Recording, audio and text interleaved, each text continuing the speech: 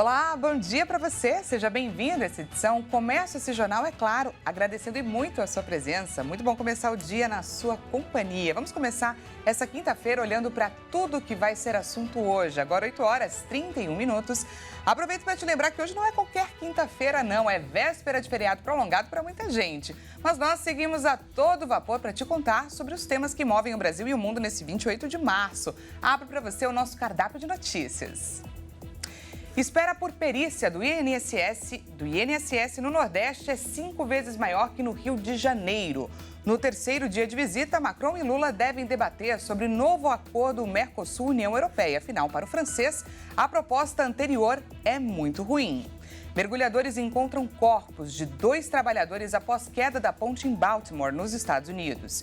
E ainda, após insultos de Javier Milei, Colômbia expulsa diplomatas argentinos. A gente te conta tudo isso e muito mais a partir de agora. Seja muito bem-vindo. Em um novo encontro hoje, agora em Brasília, os líderes Lula e Macron devem abordar o acordo com o Mercosul, Rússia e outras divergências. Depois de passar pelo Pará, pelo Rio de Janeiro e também por São Paulo, no terceiro dia de viagem pelo Brasil, o presidente francês se reúne com o brasileiro no Palácio do Planalto. Vamos ver. O francês deu a declaração durante um discurso na sede da Federação das Indústrias do Estado de São Paulo, após participar, junto com o presidente Luiz Inácio Lula da Silva, do lançamento do submarino toneleiro em Itaguaí, no sul do estado do Rio de Janeiro. D'émissions de CO2, parce que vous avez un modèle qui est très décarboné. Vocês têm um modelo de baixíssima emissão de carbono e eu acredito que precisamos repensar nossas regras de comércio sob a perspectiva dessa vantagem. É por isso que fui muito crítico ao dizer que o acordo negociado hoje com o Mercosul é muito ruim para nós e para vocês. Mas eu acho que c'est un très mauvais accord pour vous et pour nous. Finissons-en avec le Mercosur d'il y a 20 ans. Vamos colocar um fim ao Mercosul de 20 anos atrás. Vamos criar um novo acordo que reflita nossos objetivos e nossa realidade. Um acordo que seja responsável do ponto de vista do desenvolvimento, do clima e da biodiversidade. Um acordo da nova geração. De clima e de biodiversité. Un accord de nouvelle génération. Macron, que também já esteve em Belém, realiza uma intensa viagem de 3 dias pelo Brasil. Bom, e o tempo médio de espera para passar pela perícia médica do INSS, necessária para receber benefícios, é quase 5 vezes maior na região Nordeste do que no estado do Rio de Janeiro. Os dados constam de uma resposta enviada pelo Ministério da Previdência Social à Câmara dos Deputados. Mas ainda assim, gente, o tempo médio em todo o país registra queda. A perícia médica é uma etapa para a concessão de benefícios do INSS, como por incapacidade temporária de trabalhar. O Ministério da Previdência pretendia zerar a fila do INSS até o fim de 2023. Mas, em janeiro deste ano, o ministro Carlos Lupe disse que a fila nunca vai acabar e prometeu reduzir o prazo de espera médio para recebimento dos benefícios para 30 dias. De acordo com a pasta, o tempo médio de espera pela perícia médica caiu em todas as unidades regionais da Previdência Social entre agosto de 2023 e fevereiro deste ano, com medidas adotadas pela pasta como o pagamento de bônus para peritos e a adoção do Ateste-MED, modalidade em que a análise é documental sem precisar passar por perícia médica. Mas mesmo com a redução no prazo, o período que uma pessoa precisa aguardar pela perícia médica em algumas regiões ainda ultrapassa 45 dias. Já em outras localidades, como no Rio de Janeiro, a espera caiu pela metade entre agosto e fevereiro, passando de 38 para 19 dias. No Nordeste, a redução na espera também foi 32% menor. Mas o prazo ainda continua de 94 dias em fevereiro, o maior entre as regiões mencionadas pela Previdência no documento. Para a Associação Nacional dos Médicos Peritos da Previdência Social, ao tentar tornar mais virtual e tecnológica a avaliação sobre a procedência dos requerimentos previdenciários, o ministro da Previdência Social acaba abrindo as portas para o cometimento de fraudes e para a concessão indevida de benefícios, o que acaba prejudicando quem tem direito. E termina hoje o atendimento presencial do Desenrola Brasil nas mais de 6 mil agências dos Correios por todo o país. Mas olha só, o atendimento online do Programa de Renegociação de Dívidas do Governo Federal foi prorrogado até o dia 20 de maio. O consumidor que quiser ir aos Correios para renegociar suas dívidas deve se apressar. O prazo de atendimento presencial nas mais de 6.000 agências do país termina nesta quinta-feira. A boa notícia é que o programa de renegociação de dívidas do governo federal foi prorrogado pela segunda vez até o dia 20 de maio, mas apenas para o atendimento online, por meio da plataforma desenrola.gov.br. Mais de 500 milhões de dívidas com ofertas de até 96% de desconto ainda estão na plataforma para serem negociadas. Os pagamentos podem ser à vista ou parcelados, sem entrada e com até 60 meses. O serviço faz parte do mutirão em parceria com a Serasa e os Correios, com apoio do Ministério da Fazenda para combater a inadimplência. As dívidas bancárias, de cartão de crédito, de estabelecimentos de ensino, contas básicas atrasadas de água, energia e gás podem ser quitadas. O Ministério da Fazenda afirmou que até a última terça-feira foram realizados mais de 172 mil atendimentos presenciais nas agências dos Correios, relacionados ao Mega Feirão Serasa e Desenrola. Em todo o país, 14 milhões de pessoas já foram beneficiadas pelo Desenrola, que possibilitou a negociação de 50 bilhões de reais em dívidas. Pois é, por falar em renegociação de dívidas em programas que promovem a regularização dos brasileiros, olha só, o número de inadimplentes caiu no mês de fevereiro, mas apesar da redução, 72 milhões de brasileiros ainda estão endividados. Quem traz para a gente mais detalhes sobre esse balanço é o nosso repórter Fernando Jesus. Essa queda acontece pelo segundo mês seguido. O mês de fevereiro registrou 271 milhões de pessoas endividadas. Esse número representa uma queda de 30 mil pessoas que deixaram de ter o nome sujo. E o valor total das dívidas é de 382 bilhões de reais. De acordo com os especialistas, o cartão de crédito continua sendo o principal vilão entre os inadimplentes. Em seguida, as contas básicas de casa. A maior parte dos endividados no país são as pessoas com idade entre 41 e 60 anos. Na sequência, está a faixa etária dos jovens de 26 a 40 anos de idade. E fechando a lista de inadimplentes, os idosos acima dos 60 anos. Além disso, o sexo feminino representa a maior parte das pessoas com o nome restrito. E esta semana é a última do programa Desenrola Brasil, que ajuda as pessoas a quitarem as suas dívidas. Nós fomos às ruas para perguntar às pessoas como elas estão fazendo para organizar as suas pendências. Com os preços que estão aumentando, né, dos produtos, acaba ficando um pouco mais difícil. Mas, pessoalmente, de uma forma micro, de um olhar micro, eu estou conseguindo me organizar, né? Eu consigo efetuar, né, pagar as faturas, arcar com as dívidas e até economizar, né? Estar tranquilo, porém eu vejo essa dificuldade num olhar macro. Eu consegui arrecadar uma renda extra, mas assim, é meio complicado. Em relação ao trabalho também, eu consegui minha oportunidade, me ajudou bastante em casa, a pagar as contas e tudo mais. Tem sido relativamente mais fácil que os anos anteriores. Esse ano começou meio apertado, mas eu fiz uma organização financeira desde o ano passado, que eu sabia que normalmente eu sou autônoma, né? Então, de janeiro, fevereiro, às vezes dá aquela apertadinha, mas eu tentei me organizar. Se a gente não se organiza, as coisas não vão para frente. Graças a Deus, estou sem dívida esse ano. A situação não está fácil para ninguém, mas é importante aproveitar aí essas oportunidades para colocar as contas em dia. Vamos agora falar de saúde, gente. Os casos de dengue continuam aumentando.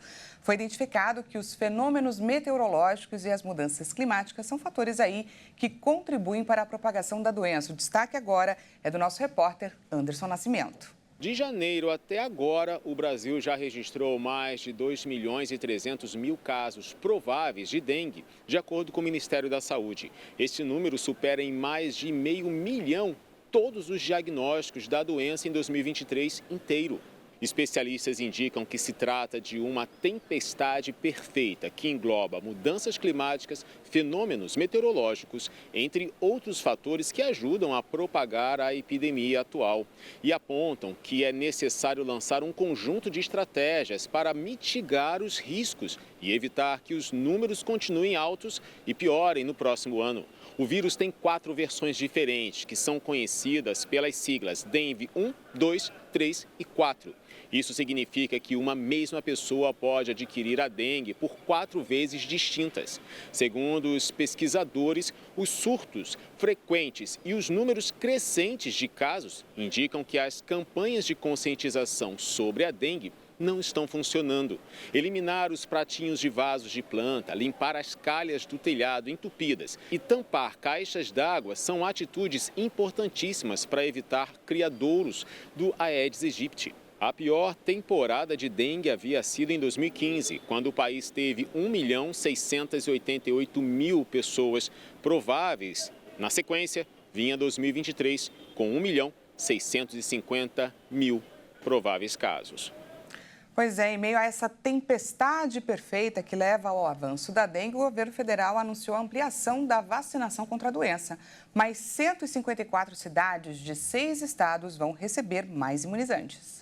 A chegada de mais de 900.000 doses do imunizante contra a dengue em 154 municípios que compartilham redes de comunicação e infraestrutura de transporte está prevista para os próximos dias. O objetivo é integrar a organização, o planejamento e a execução de ações e serviços da saúde nessas regiões. Entre as regiões contempladas estão Betim, em Minas Gerais, Recife, Florianópolis e São Paulo. O Programa Nacional de Imunizações espera que até a semana que vem comece a imunização. Na primeira etapa, 521 cidades haviam sido selecionadas para aplicar a vacina após a pasta da saúde determinar a inclusão das cidades com mais de 100.000 habitantes e os municípios vizinhos com casos de dengue tipo 2. Vale lembrar que o Brasil foi o primeiro país no mundo a oferecer a vacina na rede pública.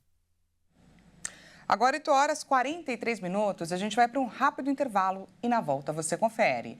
Mergulhadores encontram corpos de 2 trabalhadores após queda da ponte de Baltimore, nos Estados Unidos. E ainda, após insultos de Javier Milei, Colômbia expulsa diplomatas argentinos. A gente volta já já. Não perca!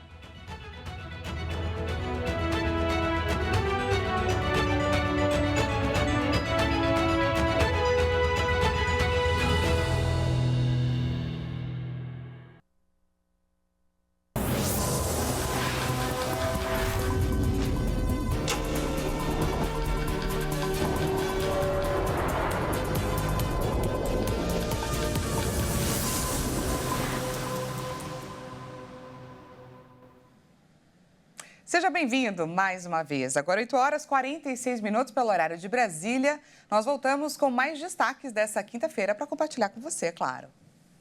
Bom, o Rio Branco, que é o principal rio de Roraima, registra a 2ª maior seca da história. O nível da água do rio chegou a 39 centímetros negativos, o 2º pior índice desde a seca histórica há 8 anos. Com o baixo nível de água do Rio Branco, o cenário é de balsas e canoas na areia, pescadores à deriva sem ter como navegar e pessoas atravessando o rio a pé.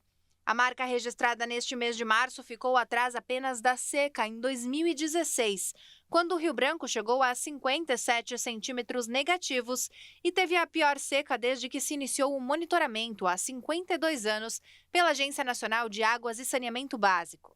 O período seco começou em outubro e a previsão é que se estenda até abril. Fonte de água que abastece as casas de moradores de Boa Vista, a situação do Rio Branco é preocupante e a recomendação é que a população economize água. Com a falta de chuvas, o estado lidera o número de focos de calor no país em 2024. Os rios têm secado e há ocorrências de incêndios florestais que consomem a vegetação, casas e animais. O estado de Roraima já tem 14 municípios em situação de emergência por conta da estiagem.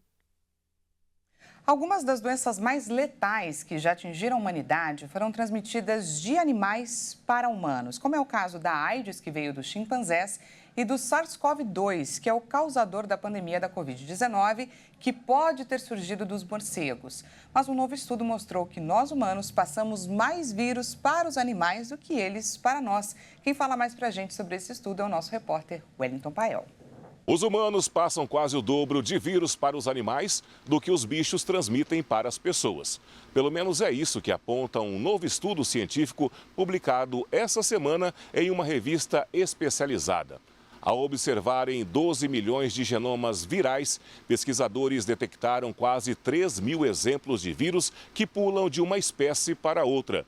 Desses, 79% passam de um animal para outro e os 21% restantes envolvem humanos. Desses que envolvem pessoas, 64% foram transmissões de humanos para animais e 36% ao contrário, ou seja, de animais para humanos. Os bichos mais afetados por vírus transmitidos por nós são os de estimação, como cães e gatos, os domesticados, como porcos, cavalos e gados, aves, como galinhas e patos, e alguns selvagens, como ratos, africanos de pelo macio, saguis de tufo preto e guaxinins. Os selvagens são, inclusive, os que têm maior probabilidade de serem infectados por humanos do que o oposto. Esse estudo demonstra o impacto que nós temos tanto no meio ambiente quanto na vida dos animais. O contrário já é motivo de preocupação há milênios, já que pandemias responsáveis por milhões de mortes ao longo da história foram causadas por vírus, bactérias e fungos que cruzaram de animais para pessoas e seguem como a principal preocupação quando o assunto são doenças infecciosas emergentes. A que está na mira dos cientistas no momento é a gripe aviária H5N1, que já circula em aves selvagens e para o qual não há imunidade pré-existente. Vamos agora de destaque internacional. A polícia dos Estados Unidos informou que mergulhadores encontraram nesta quarta-feira os corpos de 2 trabalhadores entre os 6 que foram dados como mortos nas águas do porto de Baltimore após a queda de uma ponte. As vítimas são um mexicano e um guatemalteco. Os 2 estavam presos no interior de uma caminhonete submersa a cerca de 7,5 metros de profundidade. A estrutura ruiu após um barco colidir contra a ponte. O barco emitiu um alerta de emergência momentos antes da colisão, o que levou a polícia a se apressar para interromper o trânsito na ponte. Isso provavelmente salvou vidas, mas não foi possível retirar os 8 trabalhadores que reparavam buracos na pista da ponte. 2 foram resgatados das águas do rio Patapsco momentos depois do colapso. Um ficou ileso e o outro recebeu alta do hospital nesta quarta. Tudo indica que os outros 4 trabalhadores desaparecidos estão mortos. E olha só, segundo autoridades do Conselho Nacional de Segurança nos Transportes, foram encontrados, em meio às investigações, 56 contêineres de materiais perigosos, cerca de 764 toneladas de produtos corrosivos e inflamáveis que podem ter sido violados. Aumentou para 143 o número de mortos no ataque a uma casa de shows nos arredores de Moscou. O massacre aconteceu na última sexta-feira. O atentado, reivindicado pelo grupo Estado Islâmico, ocorreu na noite de sexta-feira na casa de shows Krakow City Hall. O ministro russo da Saúde, Mikhail Murashko, citado pela agência TASS, afirmou que 80 feridos, entre eles 6 crianças, seguiam hospitalizados. Os 4 supostos autores do atentado foram colocados em prisão provisória e outros suspeitos foram detidos. Trata-se do ataque mais mortal reivindicado pelo Estado Islâmico na Europa, mas as autoridades russas insistem em apontar uma pista ucraniana. O governo da Ucrânia nega categoricamente essas acusações. O presidente russo, Vladimir Putin, reconheceu nesta quarta, pela primeira vez, que o atentado foi cometido por islamistas radicais, mas insinuou novamente que poderiam ter algum vínculo com a Ucrânia. Bom, e agora a gente fala sobre o clima de tensão entre Colômbia e Argentina. Após insultos de Javier Milei, a Colômbia ordenou a expulsão de diplomatas da Embaixada da Argentina em Bogotá. A medida foi tomada após uma série de insultos do presidente argentino Javier Milei, que chamou seu colega colombiano Gustavo Petro de assassino e terrorista. O Ministério das Relações Exteriores colombiano afirmou em um comunicado que, nesse contexto, o governo ordenou a expulsão de diplomatas da Embaixada Argentina na Colômbia. O ministério não especificou quais serão os funcionários removidos. O governo da Colômbia repudiou a entrevista de Milei ao canal CNN. A mídia americana divulgou mais cedo trechos dessa conversa e citou algumas declarações de Milei contra Petro. Entre elas, Milei afirmou que não se pode esperar muito de alguém que foi um assassino terrorista. O diagnóstico de câncer revelado pela princesa Kate de Gales na última sexta-feira expõe uma realidade que intriga os pesquisadores. A doença registra um grande aumento entre os menores de 50 anos. O número de casos, quase dobrou entre 1990 e 2019. Shivan Sivakumar, pesquisador da Universidade de Birmingham, na Inglaterra, afirmou que se trata de uma verdadeira epidemia que começou há várias décadas. Entre 1990 e 2019, a taxa de diagnósticos por câncer quase dobrou neste grupo etário em todo o mundo, segundo o estudo publicado em 2023 pela BMJ Oncology e centrado nos 30 tipos de câncer mais comuns. O fenômeno é especialmente observado nos países desenvolvidos e também se reflete no aumento das mortes por câncer entre os menores de 50 anos, que saltou 28% em apenas 3 décadas. Alguns casos são muito conhecidos, como a morte em 2020 do ator Chadwick Boseman aos 43 anos. O protagonista de Pantera Negra foi vítima de um câncer agressivo no cólon. Especialistas afirmam que não há nenhum elemento conclusivo para a expansão da doença. Embora vários fatores possam estar envolvidos, a exemplo da obesidade e do aumento de carcinógenos em produtos químicos, microplásticos e novos medicamentos. Pesquisadores também rebatem as teorias conspiratórias sobre a vacinação contra a Covid-19, já que o aumento dos casos de câncer começou muito antes da pandemia. E vamos agora para uma das cidades suíças mais bonitas. Se prepare, porque trazemos uma imagem que parece um cenário de filme, com arquitetura medieval e um belo laguinho. Viajamos agora com a tecnologia para Lucerna, na Suíça. Só de olhar a imagem já deu para entender o porquê usei o termo arquitetura medieval, com direito aí até uma ponte de pedra típica cruzando o rio. E ao lado dessa ponte de pedra, a gente vê também uma outra ponte um pouquinho mais moderna para a passagem dos veículos. Chamo também a atenção de vocês para os barquinhos luxuosos que estão atracados à beira do rio. Eles servem, é claro, de turismo, já que o rio Lucerna tem ligação com outros 2 rios. Bom, falando agora de fuso horário, eles estão praticamente na hora do almoço, já que estão 4 horas na nossa frente, enquanto aqui são 8 horas e 56 minutos, por lá, 12h56. E é com essas belas imagens que a gente encerra essa edição de hoje, a edição da manhã dessa quinta-feira. Não se esqueça, daqui a pouquinho, 10 horas, Juliana Dariva chega com mais notícias para você e a gente volta a se encontrar na edição da 1 da tarde. Portanto, não perca. Até lá!